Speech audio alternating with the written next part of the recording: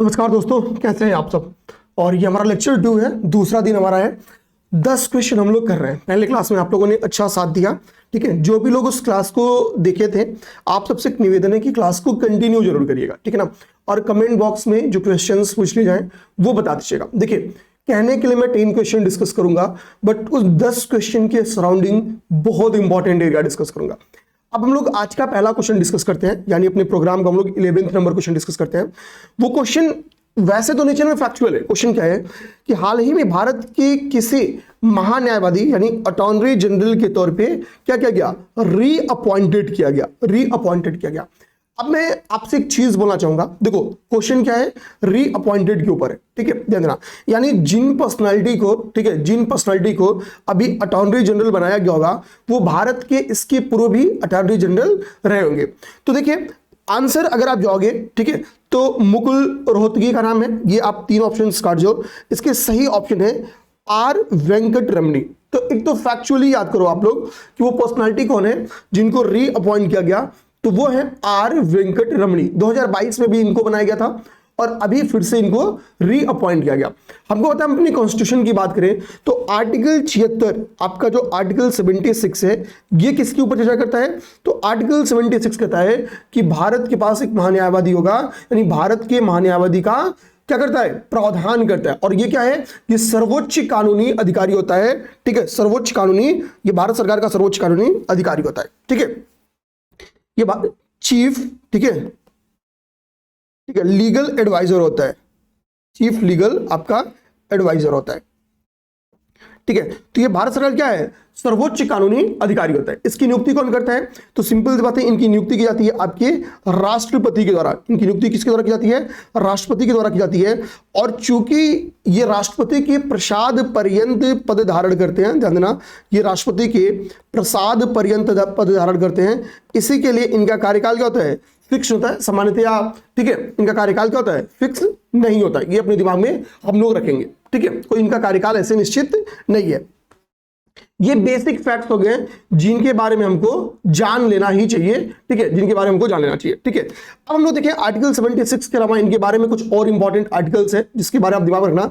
एक आर्टिकल आता है आर्टिकल 88। आर्टिकल 88 क्या कहता है, ये भी आपके अटॉर्नी जनरल से रिलेटेड आर्टिकल है।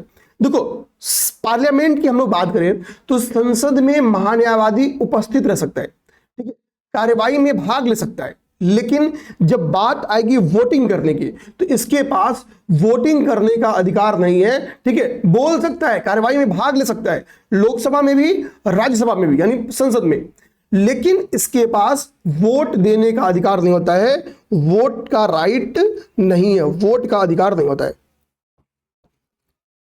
ठीक है।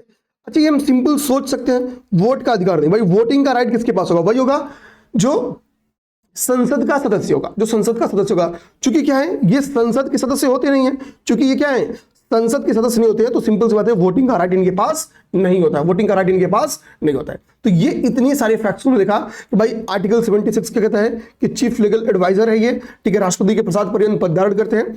आर्टिकल 88 क्या कहती है कि ये संसद की कार्यवाही में भाग ले सकते हैं, ठीक है, बोल सकते हैं, बट वोट नहीं कर सकते, ठीक है। तो आंसर कौन है, आंसर है are Venkat Ramani, are Venkat रमणी, ठीक है। अच्छा, आप सब एक चीज ध्यान देना मेरे भाई, हम लोग 3 अगस्त को प्रॉपर आपका क्रैश कोर्स टारगेट कर रहे हैं। देखिए, इस क्रैश कोर्स में पेपर में जो इजीली 75 क्वेश्चंस को टारगेट कर सकते हैं ना, हमारी पहली प्राथमिकता होगी कि हम अपने अपने सब्जेक्ट में उन इंपॉर्टेंट क्वेश्चंस को टच करेंगे, ठीक है, धन्यवाद, ताकि वो क्वेश्चंस आपको इतनी अच्छे से उन टॉपिक पे प्रैक्टिस करा दी जाए कि यहां से क्वेश्चंस बन के आ ही जाए, अगर पेपर का नेचर 2025 की तरह रहा, ठीक है, 25 की तरह रहा। अब देखिए, हमको सिंपल टारगेट क्या करना होगा कि इन क्वेश्चंस को, देखो पेपर में क्या होता है, पेपर में हम जितोड़ एफर्ट करेंगे तो उसके 2 टारगेट होने चाहिए। पहले ये जो 75 क्वेश्चन पीवाईक्यू बेस्ड जाते हैं, ठीक है, जिसका हम लोग ट्रेंड एनालिसिस करके लगा सकते हैं, वो गलत मत होने दें। प्लस करेंट अफेयर में भी एक अच्छा स्कोर करने की कोशिश करें, तो हम लगभग सेफ स्कोर में पहुंच जाते हैं। यानी हम इसी के दम पे हम मान लेते हैं कि ये तो 100 क्वेश्चन हो गया, हम लगभग 100 क्वेश्चन के करीब में यहीं से पहुंच जाते हैं, लगभग 100 क्वेश्चन, ये, ठीक है, यहां तक हम पहुंच जाते हैं। अब हमारे पास हम क्या मान लीजिए कि यहां से लगभग 100 क्वेश्चन आए, ये पूरा मिला के कितनी बार करंट अफेयर का वेटेज कम हो जाता है या जो भी, ठीक है। तो हम लोग कहते हैं, मान लेते हैं हम लगभग 90 क्वेश्चन अगर यहां से पहुंचे तो हमारे पास अभी 60 क्वेश्चन बचे भी तो हैं।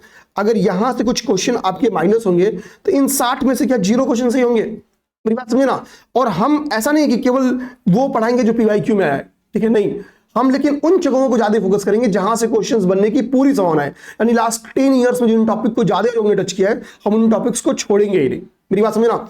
तो 3 तारीख से बैच आपका स्टार्ट है, ठीक है। बैच की फीस भी एकदम नाम मात्र की फीस रखी गई है, ठीक है। अब देखिए बैच की फीस 1500 है, बट अभी 3 अगस्त तक इस बैच की फीस 1299 है, ठीक है। क्लासेस कितनी है यहाँ पे सारी इंफॉर्मेशन दी गई है, आप देख सकते हैं। हिस्ट्री आपकी 25 क्लास है, पॉलिटी 25 क्लास है, ये दोनों क्लासेस मैं ही लूंगा, ठीक है। ये दोनों क्लास यहाँ पे मेरी है, ठीक है। इसके बाद से आप देखेंगे साइंस टेक्नोलॉजी की बात हो, ठीक है, इकोनॉमिक्स की बात हो, इन्वायरमेंट की बात हो, यूपी स्पेशल की बात हो, ठीक है। यहाँ रमन सर आपके साथ मौजूद रहेंगे। बीच बीच में जहां जरूरत रहेगी मैं तो करंट अफेयर के लिए आपके पास मौजूद रहूंगा ही रहूंगा, ठीक है ना। तो व्हाट्सएप पे संपर्क कर लेना और सारी इंफॉर्मेशन आपको मिल जाएगी। चलिए हम लोग यहां पे आते हैं सेकंड नंबर क्वेश्चन पे। सेकंड नंबर क्वेश्चन देखिए, इतना प्यारा सा क्वेश्चन आपको, और इसको भी मैं आपके ट्रेडिशनली इनको भी लिंक करूंगा, ठीक है।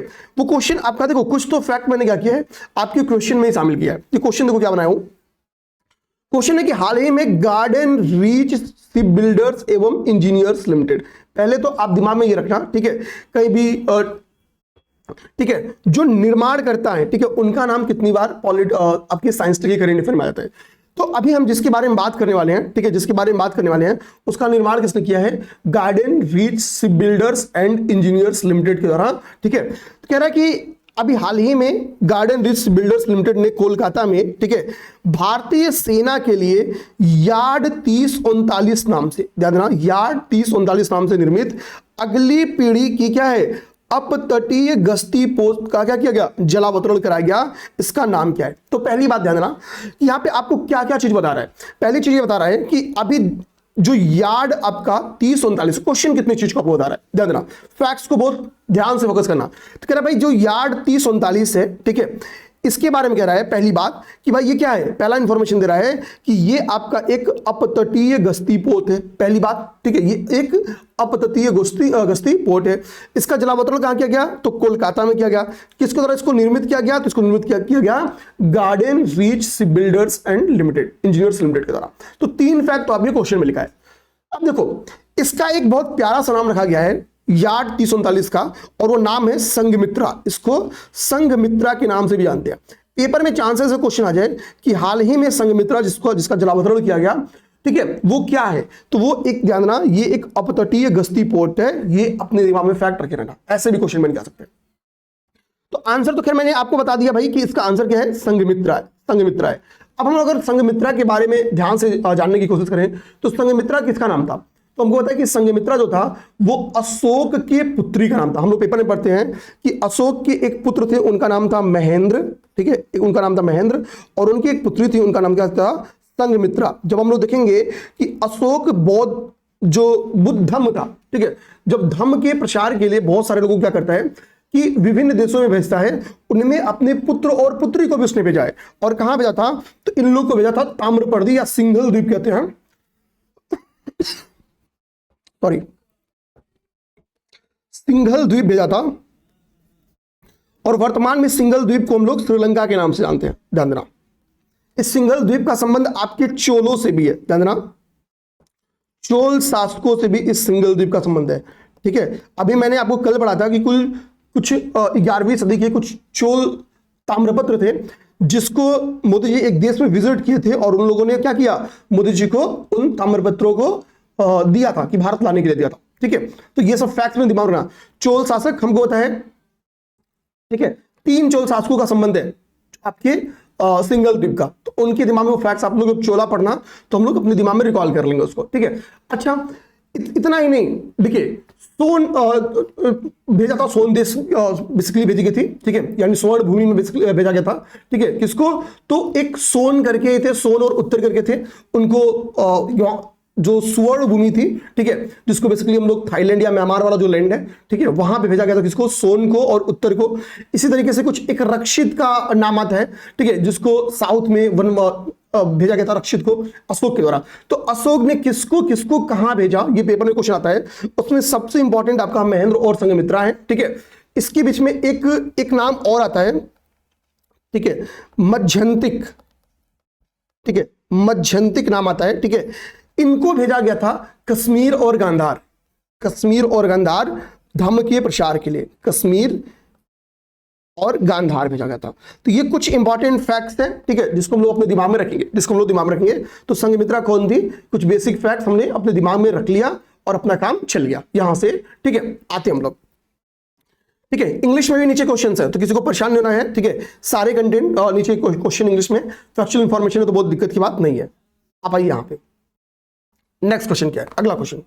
तो अगला क्वेश्चन आपका कह रहा है कि भाई अभी भारत सरकार ने क्या किया है, आपका 18वां, ठीक है, 18वां रेलवे जोन डिक्लेयर किया है, 18वां रेलवे जोन डिक्लेयर किया, ठीक है। 18th रेलवे जोन की क्या की घोषणा की गई, और वो क्या है, तो वो साउथ कोस्ट रेलवे है, यानी दक्षिण तटीय रेलवे को भारत का 18वां रेलवे जोन डिक्लेयर किया गया। तो कह रहा है कि भाई जो भारत का जो 18th साउथ कोस्ट रेलवे है, जिसको अभी हाल ही में घोषित किया गया, ठीक है, इसका हेडक्वार्टर कहां पे, क्वेश्चन क्या है, इसके हेडक्वार्टर के ऊपर क्वेश्चन है।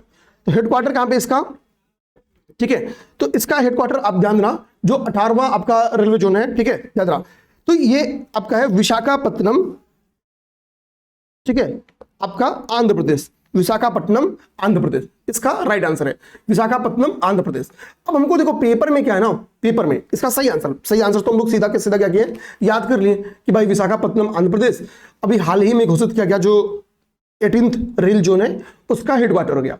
पेपर में कई हेडक्वार्टर्स के ऊपर क्वेश्चन बन के आते हैं, क्योंकि ये 18th है, तो बाकी 17 पे भी क्वेश्चन बन के आ सकते हैं कि भाई इस रेलवे जोन का कहां पे हेडक्वार्टर है। हमको कुछ हेडक्वार्टर्स अपने दिमाग में रखना ही चाहिए। जैसे फॉर एग्जांपल बोलूं, मुंबई जो है आपका, ठीक है, मुंबई जो है आपका, ठीक है, ये आपका मुंबई, ठीक है, सेंट्रल रेलवे का हेडक्वार्टर है। ध्यान देना, मुंबई आपका सेंट्रल रेलवे का हेडक्वार्टर है, सेंट्रल रेलवे का हेडक्वार्टर है, मुंबई सेंट्रल रेलवे का हेडक्वार्टर है। इसी तरीके से हम लोग बात करेंगे आगे, ठीक है, न्यू दिल्ली, ठीक है, न्यू दिल्ली की बात करें तो न्यू दिल्ली आपका उत्तरी रेलवे यानी नॉर्दर्न रेलवे का हेडक्वार्टर है, ठीक है, नॉर्दर्न रेलवे का हेडक्वार्टर है। इसी तरीके से हम लोग बात करें पेपर गोरखपुर की भी, अपने गोरखपुर की बात करें तो गोरखपुर जो है आपका, ये आपका नॉर्थ ईस्ट रेलवे का हेडक्वार्टर है। गोरखपुर क्या है, नॉर्थ ईस्ट रेलवे का आपका हेडक्वार्टर है, गोरखपुर नॉर्थ ईस्ट रेलवे का, ठीक है। अब जैसे आपको दक्षिण तटीय रेलवे दिख रहा है ना, इसी तरीके से आपके पूर्वी तटीय रेलवे जोन है, जिसका हेडक्वार्टर भुवनेश्वर है, जिसका हेडक्वार्टर कहां पे है, भुवनेश्वर है, ठीक है। तो कुछ ऐसे हम लोग अपने दिमाग में फैक्ट्स रख सकते हैं, ठीक है। अब हम लोग जैसे देखिए दिमाग में एक फैक्ट और रखें प्रयागराज के बारे में, प्रयागराज, तो प्रयागराज क्या है, उत्तर मध्य रेलवे का, ध्यान देना, यानी नॉर्थ सेंट्रल रेलवे का, ठीक है, हेडक्वार्टर है, रेलवे का हेडक्वार्टर है, ठीक है। कुछ फैक्ट्स अपने दिमाग में रख लीजिए, बट मैं कहूंगा ना कि जो शेष 13 भी रेलवे जोन है ना, उनका नाम आप लोग याद कर लीजिएगा, ठीक है। तो आंसर यहां पे क्या हो गया आपका, विशाखापट्टनम आंध्र प्रदेश, विशाखापट्टनम आंध्र प्रदेश, ठीक है। हमने अभी तक ऊपर के क्वेश्चंस में क्या हुआ, जितने भी ट्रेडिशनल पॉइंट्स बन सकते हैं सबको तैयार किया, ठीक है। अब लोग भाई आते हैं नेक्स्ट पे, क्योंकि नेक्स्ट क्या है पेपर में, अब यहां से एक होमवर्क भी आपको दूंगा मैं, एक होमवर्क ले लीजिए आप लोग, ठीक है, होमवर्क ले लीजिए। होमवर्क के तौर पे क्या करना ना, जनवरी के जितने भी डे हैं, जनवरी के जितने भी दिन है ना, वो आपको याद करना होगा, जनवरी के सारे दिनों को आपको याद करना होगा। मैंने पेपर में जिन क्वेश्चंस को दिया है, एक तो मैंने आपको दिया है विश्व ब्रेल दिवस के बारे में, ठीक है, कि विश्व ब्रेल दिवस क्या 4 जनवरी को मनाया जाता है, क्या ये मैच है, तो आंसर है सही भाई, विश्व ब्रेल दिवस तो मैच है। लेकिन यहां देखो मैंने क्वेश्चन किसके बारे में पूछा है, क्वेश्चन पूछा निम्नलिखित में से कौन सा मैच्ड नहीं है, सुमेलित नहीं है, ठीक है, कौन सा सही पेयर नहीं है। तो भाई विश्व ब्रेल दिवस तो होगा 4 जनवरी को। अच्छा, ये जनवरी के जो 4 मैंने इंपॉर्टेंट रखा ना, ये बेहद इंपॉर्टेंट है जनवरी के। इसके बाद से अगला आपका है भारतीय प्रवासी दिवस। तो देखो भारतीय प्रवासी दिवस क्या 9 जनवरी को मनाया जाता है, तो बिल्कुल सही है, भारतीय प्रवासी दिवस आपका 9 जनवरी को ही सेलिब्रेट किया जाता है। अब अगली बारी आपकी है वो है पराक्रम दिवस। पराक्रम दिवस आपका 23 जनवरी को मनाया जाता है, तो बिल्कुल सही, पराक्रम दिवस भी आपकी 23 जनवरी को मनाया जाता है। आपका जो गलत है वो है राष्ट्रीय पर्यटन दिवस, ये 26 जनवरी को नहीं मनाया जाता है, राष्ट्रीय पर्यटन दिवस 26 जनवरी को नहीं मनाया जाता है। अब आपके दिमाग में राष्ट्रीय पर्यटन दिवस मनाया कब जाता है, तो राष्ट्रीय पर्यटन दिवस हम लोग 25 जनवरी को सेलिब्रेट करते हैं। कब, 25 जनवरी को। 25 जनवरी को हम लोग 2 दिनों को सेलिब्रेट करते हैं। एक तो आपके क्वेश्चन में भी है नेशनल टूरिज्म डे, ठीक है, ध्यान, टूरिज्म डे, एक तो हम लोग इसको सेलिब्रेट ही करते हैं, मतलब पर्यटन दिवस को सेलिब्रेट करते ही हैं। इसके अलावा आपका राष्ट्रीय मतदाता दिवस, ध्यान देना, जो आपका राष्ट्रीय मतदाता दिवस है इसको भी हम लोग इसी दिन मनाते हैं, 25 जनवरी को ही राष्ट्रीय मतदाता दिवस। आप मुझे बताओगे क्या कि राष्ट्रीय मतदाता दिवस 25 जनवरी को ही क्यों मनाते हैं? क्या इसके पीछे का कोई कारण है? ठीक है, क्या इसके पीछे का कोई कारण है? ठीक है, तो ये हम लोग दिमाग में रखेंगे, राष्ट्रीय मतदाता दिवस। अब देखो, राष्ट्रीय मतदाता दिवस के बारे में हमको बेसिकली दो फैक्ट्स को दिमाग में रखना है मेरे भाई। क्या करना है? दो फैक्ट को दिमाग में रखना है। एक फैक्ट आपका है कि इस बार का जो वर्ष 2026 का राष्ट्रीय मतदाता दिवस था उसका मुख्य विषय क्या था। एक फैक्ट को क्या रखना है कि भाई मुख्य विषय क्या था इस बार का जो 2026 का राष्ट्रीय मतदाता दिवस था। तो राष्ट्रीय मतदाता दिवस 2026 की हम लोग बात करें तो इसका मुख्य विषय था मेरा भारत मेरा vote, my India my vote. ठीक है, माई इंडिया, ठीक है, माई वोट, माई वोट। ठीक है, ये क्या था? ये इस बार का मुख्य विषय था, my India my vote, my India my vote. अब मुझे बताओ आप लोग, क्या वोट देना फंडामेंटल ड्यूटी में शामिल है? ठीक है, ये क्वेश्चन बना रहा हूं। ठीक है, ये क्या वोटिंग देना फंडामेंटल ड्यूटी में शामिल है, तो मतलब मौलिक कर्तव्य बनाया गया है? यस या नो? यस या नो? ये तो आप लोग बता दो, पेपर में आता है क्वेश्चन ये, यस या नो। दूसरा जो आपको दिमाग में रखना है मेरे भाई, दूसरा जो आपको दिमाग में रखना होगा वो आपको रखना होगा दिमाग में, ठीक है, वो है टैगलाइन। कि भाई टैगलाइन क्या थी? दंदना इस बार की टैगलाइन क्या थी? मुख्य विषय देख लिया तो हम लोग टैगलाइन देखेंगे। ठीक है, टैगलाइन, तो टैगलाइन था भारतीय लोकतंत्र के केंद्र में नागरिक। भाई वोट कौन दे सकता है? तो केवल नागरिक दे सकते हैं, और वोटिंग राइट ही क्या है भाई? डेमोक्रेसी का मेन पिलर है। तो भारतीय लोकतंत्र में, ठीक है, भारतीय लोकतंत्र में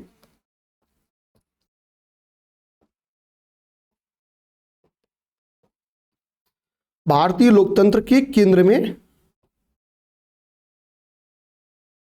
नागरिक, ये टैगलाइन था। भारतीय लोकतंत्र के केंद्र में नागरिक, ये क्या था? ये टैगलाइन था। ठीक है, ध्यान देना, सिटीजन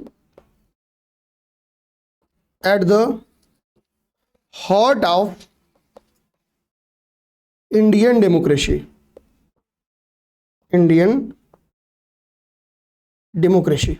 ठीक है, ध्यान देना, थोड़ा सा ये डेमोक्रेसी का इंग्लिश तक लेना, ठीक ना।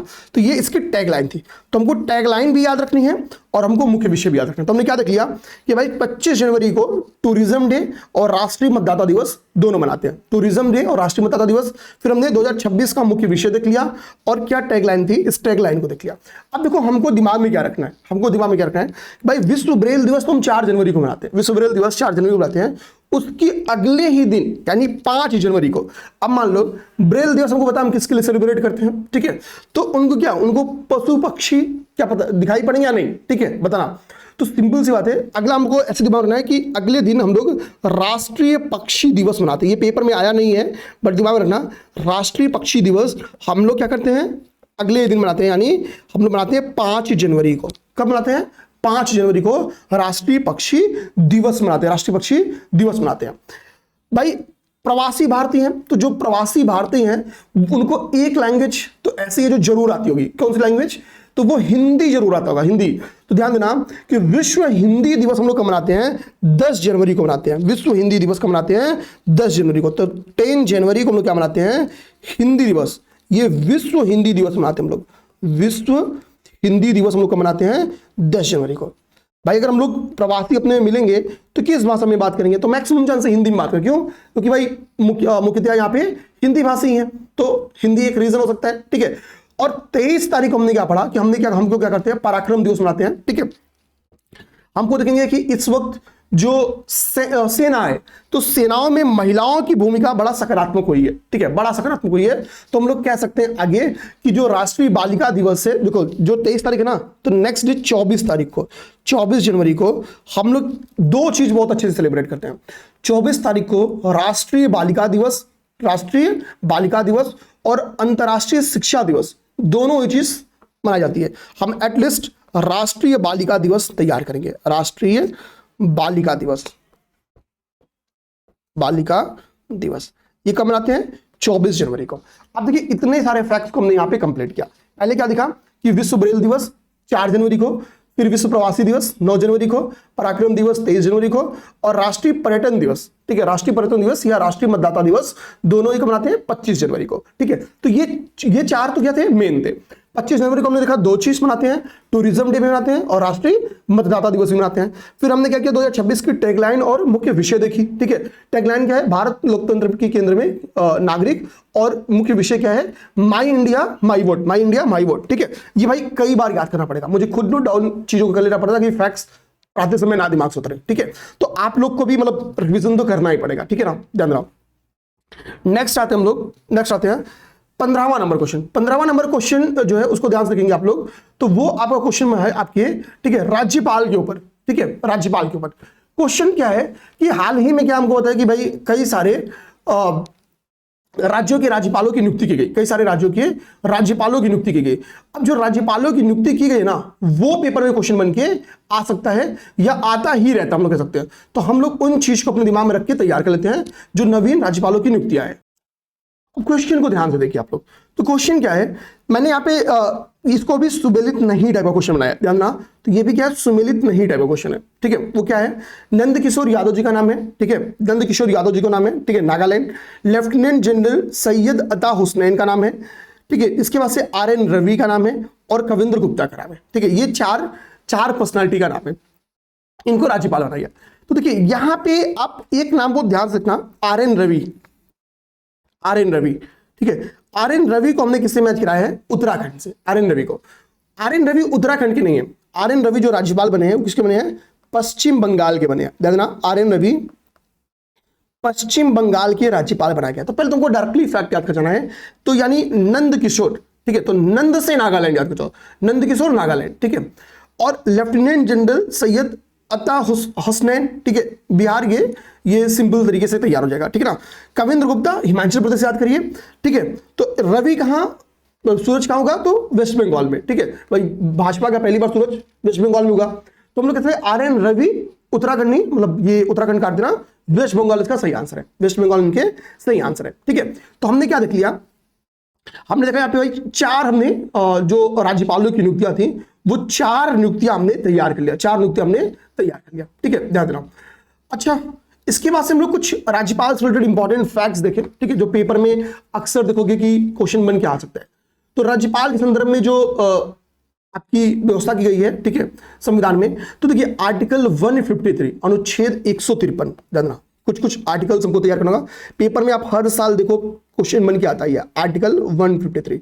आर्टिकल 153 क्या कहता है कि भारत का एक राज्यपाल, प्रत्येक राज्य के लिए एक राज्यपाल होगा, ठीक है। ये कहता है भाई कि प्रत्येक राज्य के लिए क्या होगा, प्रत्येक राज्य के लिए एक राज्यपाल होगा, प्रत्येक राज्य के लिए एक क्या होगा, राज्यपाल होगा। ये आर्टिकल 153 आपकी बात आ गई, आर्टिकल 153 की बात हो गई, ठीक है।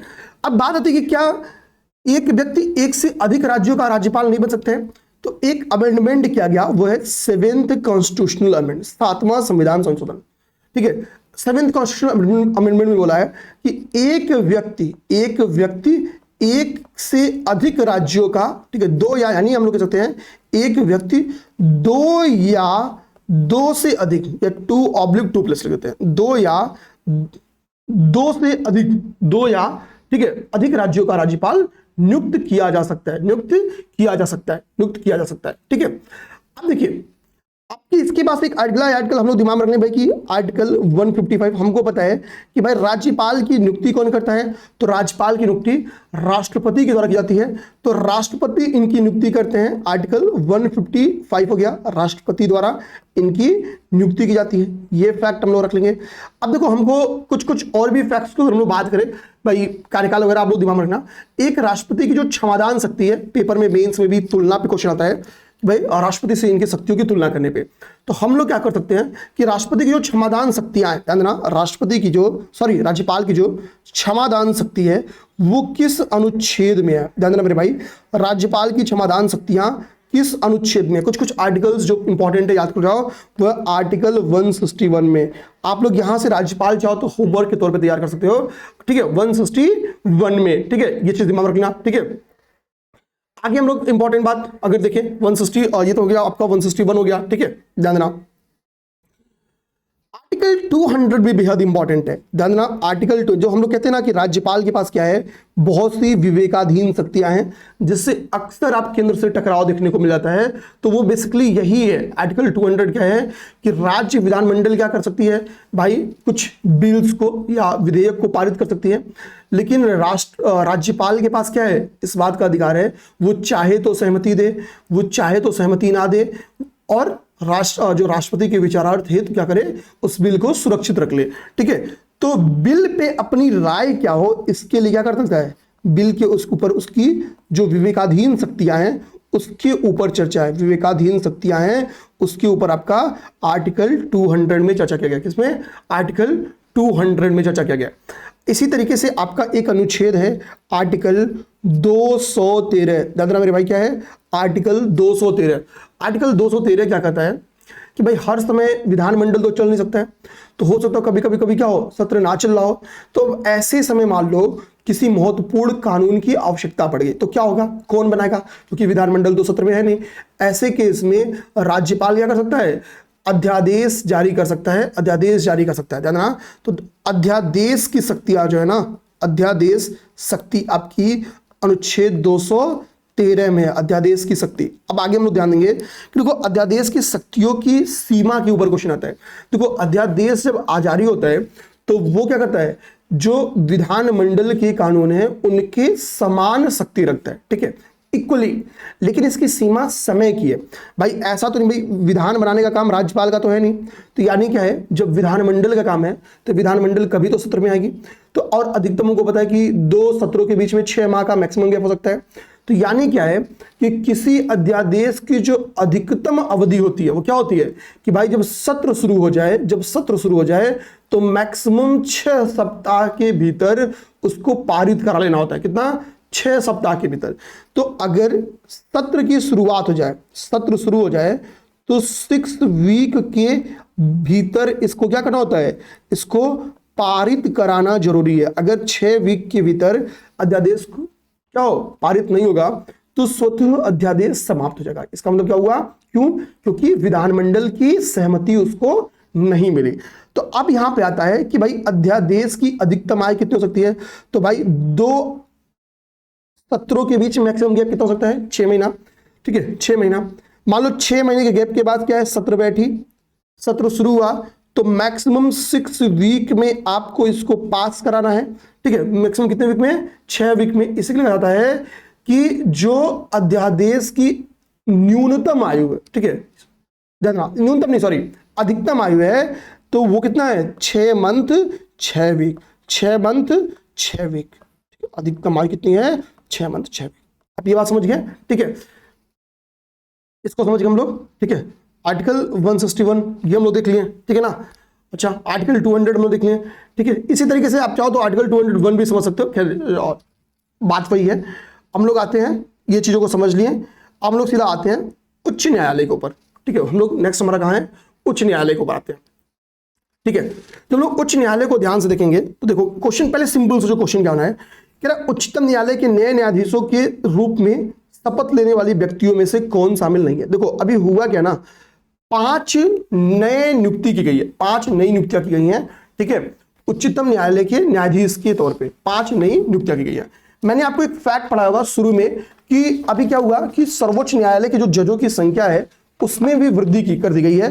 ये हमने मतलब जब आप लोग पढ़े होंगे शुरुआत में ही, तभी आपको ये फैक्ट मिल गया होगा, ठीक है। पहले हमको था कि इनकी संख्या 33 थी, क्योंकि 4 अब अतिरिक्त सर्वोच्च न्यायालय में न्यायाधीश जोड़ दिए गए हैं, तो अब सर्वोच्च न्यायालय के न्यायाधीशों की संख्या 37 हो गई है, ठीक है। मैं जस्ट फैक्ट को चेक भी कर लिया, ठीक है। तो हमने अभी एक फैक्ट तो पढ़ा था कि भाई 4 न्यायाधीशों की संख्या में वृद्धि कर दी गई, तो चूंकि पहले 33 थे तो अब 4 जोड़ी कितने हो गए, 37 हो गए। अब 4 जोड़ी कितने हो गए, 37 हो गए। ये फैक्ट तो हमने पहले ही पढ़ रखा है। और अभी जिन 5 मुख्य न्यायाधीशों की नियुक्ति की गई, ठीक है, तो क्वेश्चन देखो सिंपल। अच्छा ऐसे क्वेश्चन आप पीवाईक्यू पलटोगे ना तो आया भी है कि हाँ, ठीक है, ऐसे क्वेश्चन आया है। अक्टूबर अगर मैं सही हूं तो सितंबर या अक्टूबर में भी ना 3-4 न्यायाधीशों की संख्या में, 4 न्यायाधीशों की संख्या में वृद्धि की गई थी, बट उसको हम लोग अगर नहीं, मतलब 4 न्यायाधीशों की नियुक्ति की गई थी, वो हमको फैक्ट नहीं भी याद है तो कोई दिक्कत नहीं है। अभी रिसेंट में आप घटना चक्र पलटोगे तो पेज नंबर 173 पे फैक्ट लिखा हुआ है कि 5 न्यायाधीशों का नाम लिखा है। जिन 5 न्यायाधीशों का नाम लिखा है उनमें है, ठीक है, मैं वो पढ़ के ही बोल देता हूं, ठीक है, क्योंकि मुझे भी नहीं याद है। देखो, एक तो सील नागू इसमें शामिल है, ठीक है, ध्यान देना। तो 3 तो नाम यहीं पे है, सील नागू इसमें शामिल है, तो सील नागू तो इसके राइट आंसर है, ठीक है, ध्यान देना। जो शामिल है, क्वेश्चन क्या है, नहीं शामिल है, ठीक है। इसके बाद से हम लोग सेकेंड फैक्ट को देखें तो न्यायमूर्ति चंद्रशेखर है, जो कि ऑप्शन में मैंने नहीं लिखा है, तो आप यहां पे लिख लो ऐसे प्लस करके, ठीक है, न्यायमूर्ति, ठीक है, चंद्रशेखर,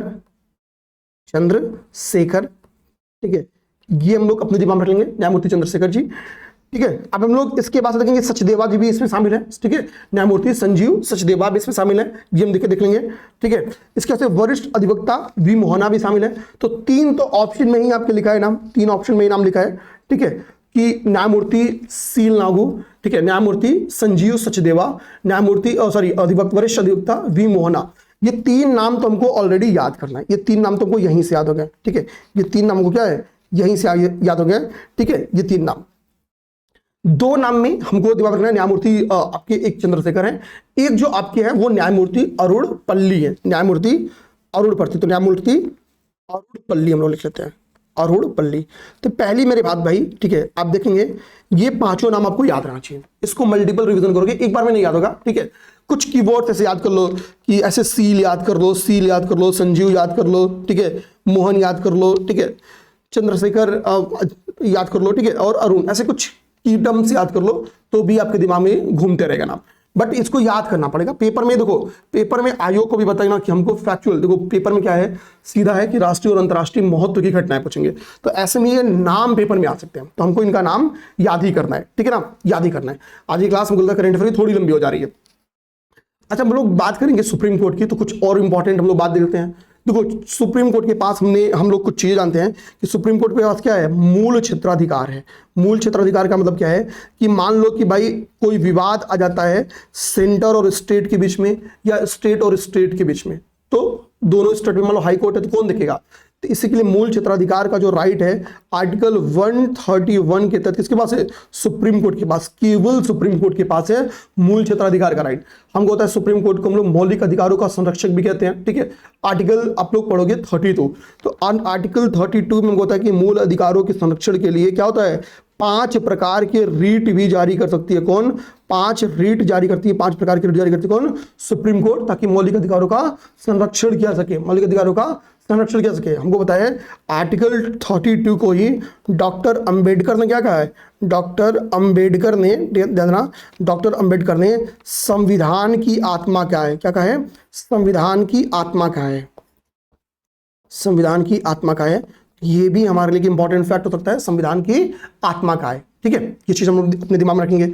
अच्छा, इसके बाद से हम लोग अगली चीजों को दिमाग में रखने की कोशिश करें, ठीक है। तो हमको होता है कि सुप्रीम कोर्ट क्या है, कोर्ट ऑफ रिकॉर्ड है, आर्टिकल 129, ध्यान देना, आर्टिकल 129 क्या कहता है कि सुप्रीम कोर्ट क्या है, कोर्ट ऑफ रिकॉर्ड है, यानी अभिलेख न्यायालय है, कोर्ट ऑफ रिकॉर्ड है, कोर्ट ऑफ रिकॉर्ड है, ठीक है, कोर्ट ऑफ रिकॉर्ड है, ठीक है, अभिलेख न्यायालय, हिंदी में बोलेंगे अभिलेख न्यायालय है, ध्यान देना, अभिलेख न्यायालय है, आर्टिकल 129 कहता है अभिलेख न्यायालय। ये सब फैक्ट्स हमको पता रहना चाहिए एग्जाम के लिए, ध्यान देना, अभिलेख न्यायालय है, ठीक है।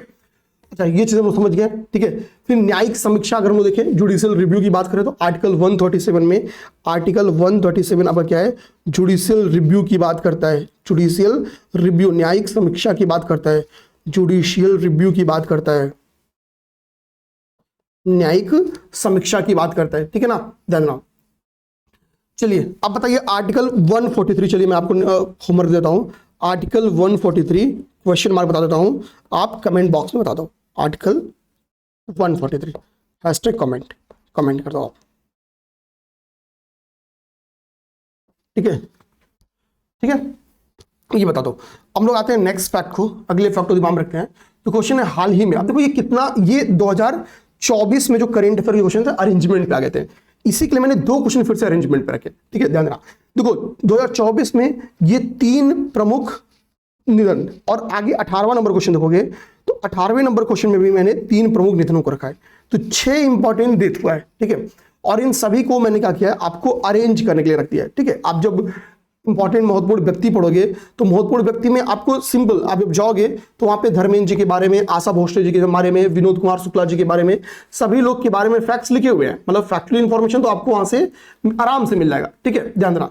लेकिन हमको दिमाग में रखना क्या है, जैसे फॉर एग्जाम्पल हम लोग आशा भोसले जी की बात करें तो हमको होता है कि अप्रैल, अब एग्जैक्ट डेट मत याद करो, लेकिन एटलीस्ट आपको क्या करना है, क्योंकि भाई ऐसे क्वेश्चन आए हैं 2024 में आ गया है, तब से मैंने तो डेट कभी याद करने के लिए इस टाइप के नेचर में क्वेश्चन आ सकता है। अप्रैल, ठीक है, अप्रैल 2026 में आशा भोसले जी की डेथ होती है, ध्यान देना, अप्रैल 2026 में आशा भोसले जी की डेथ होती है, ठीक है। अब आप जाओगे मतलब पेज नंबर भाई 173 या 4 में, तो आपको डिटेल आशा भोसले जी के बारे में आइदृष्टि ने लिखा हुआ है। उनकी पहली मराठी फिल्म का नाम लिखा है जो झाला बाल थी, ठीक है, वो किन किन अवार्ड से सम्मानित किया गया है, ठीक है, ये सारी की सारी बातें क्लियर लिखी गई है, ठीक है ना, ठीक ना, ध्यान देना। तो ये सब चीजें क्या है कि हम लोग देख लेंगे कब उनको दादा साहब फाल्के मिला, कब पद्म विभूषण मिला, मतलब ये दादा साहब फाल्के पुरस्कार से भी सम्मानित है, ये पद्म विभूषण से भी सम्मानित है। वर्ष 2000 में इनको दादा साहब फाल्के मिला था, ठीक है, इनको दादा साहब फाल्के अवार्ड दिया गया था, ठीक है। ये सब फैक्ट मेरे भाई को याद करना है, वर्ष 2000 में। और वर्ष 2008 में, ध्यान देना, ये एक बार मेरे भाई नहीं याद होगा, ठीक है ना, एक बार में मैं 2 बार आपको पढ़ा चुका हूं, ठीक है, और उसके बाद भी मुझे फैक्ट्स, ये ईयर बेस्ड चीजें भूल जाती है, ठीक है, आपको इससे क्लियर है मल्टीपल रिवीजन करना, ठीक है। और इसके बाद से ध्यान देना, पद्म विभूषण को कब दिया गया, 2008 में, पद्म विभूषण दिया गया 2008 में, ठीक है, ध्यान देना। तो ये सब चीजें हम लोग दिमाग में रखेंगे, ठीक है, एक एक फैक्ट हम लोग देखेंगे। धर्मेंद्र जी के बारे में, धर्मेंद्र जी भी हमको पता भाई कि इंपॉर्टेंट पर्सनालिटी है, धर्मेंद्र जी के बारे में भी हमको क्लियर अपने फैक्ट्स को रखना ही होगा ताकि हम चीजों को भूले ना, ठीक है। अब देखो धर्मेंद्र जी का हम लोग डेट याद कर लेते, केवल क्रम याद कर लेते हैं, ठीक ना। धर्मेंद्र जी का डेथ आपका हुआ था नवंबर 2025, नवंबर 2025 में, ठीक है। और विनोद कुमार शुक्ला जी, ठीक है, मतलब इनसे बड़ा साहित्यकार मॉडर्न डे में मुझे नहीं लगता कोई होगा, ठीक है। तो विनोद कुमार शुक्ला जी, इनकी बुक्स बेहद इंपॉर्टेंट है। दिसंबर 2025 में इनकी भी निधन हो जाती है, दिसंबर 2025 में, बेहद इंपॉर्टेंट पर्सनालिटी है, ठीक है, विनोद कुमार शुक्ला जी का भी निधन दिसंबर 2025 में हो जाता है। इनकी जो बुक्स हैं, ठीक है, बहुत प्यारी इनकी बुक्स है, मैं अगर आपको बताऊं यहाँ पे, ठीक है, जैसे हमने कुछ चीजें तो पढ़ाई है, दीवार में खिड़की रहती थी, नौकर की कमीज, ठीक है, ये इनकी महत्वपूर्ण बुक है।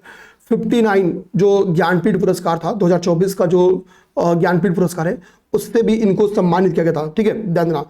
और जो दीवार में खिड़की रहती थी उसके लिए इन्होंने साहित्य अकादमी अवार्ड भी जीता है, ठीक है। तो इनकी बुक्स के बारे में ना आप आइदृष्टि पढ़ोगे तो 174 भी दिया है। मैं क्या करूंगा कि अपने टेलीग्राम चैनल पे सारी इनकी बुक्स के बारे में नोट डाउन करा दूंगा, ठीक है। तो समय कम है, बट मैंने पेज नंबर आपको बताया, पेज नंबर 174 अगर आप आइदृष्टि पलटोगे तो वहां लिखा गया है इनकी बुक्स वगैरह के बारे में इंफॉर्मेशन, ठीक है ना। अब ये क्रम अपने दिमाग में रख जाना कि नवंबर में आपका धर्मेंद्र जी का, दिसंबर में विनोद कुमार शुक्ला जी का निधन होगा, और अप्रैल में आशा भोसले जी का निधन होता है, ठीक है ना। ये अपने दिमाग में आप लोग रखिएगा ही रखिएगा। नेक्स्ट हम लोग अगर इसके बाद से फैक्ट्स को देखने की कोशिश करें, फिर से मैंने चूंकि दिया है क्वेश्चन किसके बेस पे, निधन के ही बेस पे फिर से मैंने क्वेश्चन दिया है अरेंज करने के लिए, ठीक है। तो देखो यही क्वेश्चन आएगा कि किस क्षेत्र से संबंधित थे या उनके निधन का क्रम, ठीक है, या कोई अवार्ड वगैरह जीते। तो देखो पंडित छन्नूलाल मिश्र जी के बारे में कि आप बस इतनी फैक्ट याद रखो कि क्या है, ये प्रसिद्ध शास्त्रीय गायक थे, ये प्रसिद्ध शास्त्रीय गायक थे। माधव गाडगिल जी हमको पता है, इनके बारे में सेपरेटली इंपॉर्टेंट क्वेश्चन आ सकता है, ठीक है। माधव गाडगिल जी जब आप इन्वायरमेंट पढ़ोगे ना, तो जैसे हम इन्वायरमेंट जब अपनी क्लास में पढ़ाएंगे तो हम लोग माधव गाडगिल जी के बारे में, ठीक है, एकदम इंपॉर्टेंट देंगे। वेस्टर्न जो घाट, जो पश्चिमी घाट के संरक्षण में इनकी भूमिका है ना, उसके ऊपर हम लोग विशेष फोकस करेंगे और क्वेश्चन बन के आएगा, ठीक है ना, दादा। इसके बाद बशीर बद्र जी भी हमको होता है शायर और साहित्यकार थे। अब इनका हम लोग अगर क्रम याद करें, क्रम आप हर चीज का नहीं याद करना, ये इंपॉर्टेंट है, मतलब इनकी भूमिका ज्यादा है इसलिए याद करना है। इसमें खास में माधव गाडगिल जी का, ठीक है, जैसे ही इस वर्ष की शुरुआत होती है जनवरी में, माधव गाडगिल जी का निधन हो जाता है जनवरी में, ठीक है। बशीर बद्र जी का निधन तो अभी हुआ है मई 2026 में आपका, ठीक है। प्रसिद्ध शायर और साहित्यकार, ये वो पर्सनालिटी ना जिनके बारे में आप देखोगे खुद मोदी जी ने भी क्या किया है, वो ट्वीट किया है, ठीक है ना, ध्यान रखना। इसके लिए इन चीजों को दिमाग में रखना। और छन्नूलाल मिश्रा जी अक्टूबर 2025 में इनका डेथ हुआ था। हम लोग ऊपर से चाहें तो अरेंज भी कर सकते हैं, ऊपर से इन 5 लोगों को हम चाहें तो अरेंज भी कर सकते हैं। तो हमने क्या पढ़ा, आप देखोगे यहाँ पे नवंबर में धर्मेंद्र जी का डेथ हो गया था और दिसंबर में विनोद कुमार शुक्ला जी का हुआ था, ठीक है। फिर जनवरी में हमने माधव गाडगिल जी को खो दिया, ठीक है। उसके बाद से जाओ अप्रैल में, तो अप्रैल में आशा भोसले जी को खोया और मई माह में हमने फिर किसको खो दिया, वसीर बद्र जी को। तो हमने ऐसे क्रम भी हम अरेंज कर सकते हैं। और विश्वास मानो मेरे भाई, सबसे टफ यही क्वेश्चन बनते हैं, कभी पता चले कि आ गया और हम लोग यहाँ के लिए रेडी नहीं रहेंगे, चीजें गलत हो जाती हैं। नेक्स्ट देखिए, जनरल सेंसस 2027 के बारे में कुछ इंपॉर्टेंट फैक्ट्स जो आपको पता रहना चाहिए। एक तो हेल्पलाइन नंबर क्या है, 1885 ही है, ये एकदम सही फैक्ट लिखा है, हमको दिमाग रखना है, ठीक है। जनगणना 2027 के बारे में 3 स्टेटमेंट था। तो पहला है कि नवंबर 1885 ही क्या है इसका वो है, हेल्पलाइन नंबर है। तो बिल्कुल सही बात है, नवंबर 1885 ही इसका हेल्पलाइन नंबर है। अगला हम लोग देखेंगे, कह रहा है कि यहाँ पे शुभंकर, इसका शुभंकर क्या है, ठीक है। तो प्रगति महिला और विकास पुरुष, ठीक है, विकास पुरुष। तो बिल्कुल सही बात है, जो शुभंकर है वो प्रगति और क्या है, विकास है। प्रगति सामान्यतः महिला का नाम होता है प्रगति, तो ये हम लोग सही है, ये भी स्टेटमेंट, दूसरा भी सही है। थर्ड स्टेटमेंट कह रहा है कि सेंड आर्टिस्ट है, हालांकि इनकी अपडेट हो गई है, सुदर्शन पटनायक जी, ठीक है। कह रहा है कि ये ब्रांड एम्बेसडर नियुक्त किया गया है 2027 में इनको, तो बिल्कुल सही बात है, इन्हीं को ब्रांड एम्बेसडर बनाया गया, ठीक है। जहां तक मैं समझ रहा हूँ सुदर्शन पटनायक जी की अपडेट हो गई है क्या, ठीक है, मुझे लग रहा है डेथ हो गई है, ठीक है। अब हो सकता है मैं गलत हूं, लेकिन मैं लगभग सही हूं, ठीक है। कमेंट बॉक्स में बता भी सकते हैं। तो इसमें तीनों स्टेटमेंट सही है, ये तीनों स्टेटमेंट सही है। कभी भी पेपर में उनमें से सभी का ना ऑप्शन, तो मैक्सिमम चांस होता है सही होने का, ठीक है। यहाँ पे toll free number English version है उसका। हम लोग नेक्स्ट आएंगे। तो मैंने क्या किया, यहाँ पे एक इंपॉर्टेंट बात क्वेश्चन में लिखी गई है, पहले क्वेश्चन को ही आप लोग ध्यान दीजिएगा। तो क्वेश्चन है, विश्व शांति और सांस्कृतिक सद्भाव में उत्कृष्ट योगदान के लिए हाल ही में तेलंगाना के पर्यटन एवं संस्कृति मंत्री हैं, उनका नाम है, ठीक है, जुपल्ली कृष्णा राव। क्या नाम है, जुपल्ली कृष्णा राव है। इनको किस पुरस्कार से सम्मानित किया गया? तो क्वेश्चन हमको क्या बता रहा है, क्वेश्चन बता रहा है कि तेलंगाना के एक मंत्री हैं, पर्यटन एवं संस्कृति मंत्री हैं, ठीक है, ठीक है, और टूरिज्म एंड कल्चरल मिनिस्टर हैं। इनको विश्व शांति एवं सद्भाव में एक क्या किया गया, एक अवार्ड दिया गया। देखो, नोबेल शांति पुरस्कार दिया रहा था तो सिंपल था, हमको पता रहता, नोबेल तो अक्टूबर में मिला था, तो ये तो नहीं है, ठीक है, ये तो नहीं है। अब काट दो, ठीक है। हम लोग आते हैं बेसिकली, पहली बात क्यों दिया गया। तो कृष्णा का काम क्या है, कृष्णा का काम है भाई विश्व शांति की स्थापना करना, चाहे उसके लिए युद्ध ही करा देना पड़े, ठीक है, शांति की स्थापना करना। तो विश्व शांति की स्थापना सबसे ज्यादा भूमिका किसकी है, कृष्णा की, ठीक है। तो कृष्णा राव तो हम लोग नाम से याद आ जाएगा, भूमिका की वजह से। इनको जो अवार्ड दिया गया वो अवार्ड का नाम है ग्रैंड प्राइज। क्या दिया गया, ग्रैंड प्राइज दिया गया, ग्रैंड प्राइज दिया गया। ये फैक्ट्स अपने दिमाग में रखिएगा, ग्रैंड प्राइज दिया गया, ठीक है ना। इसी के साथ आपका आज की क्लास समाप्त होता है। क्लास तो थोड़ा ज्यादा लग गया, 42 मिनट लग गया, बट बहुत सारे इंपॉर्टेंट फैक्ट्स को हमने ऊपर देख लिया था, ठीक है। तो चलिए फिर मिलते हैं नेक्स्ट क्लास में। जय हिंद। वीडियो अच्छी लगी हो तो प्लीज चैनल को सब्सक्राइब कर लेना। जय हिंद।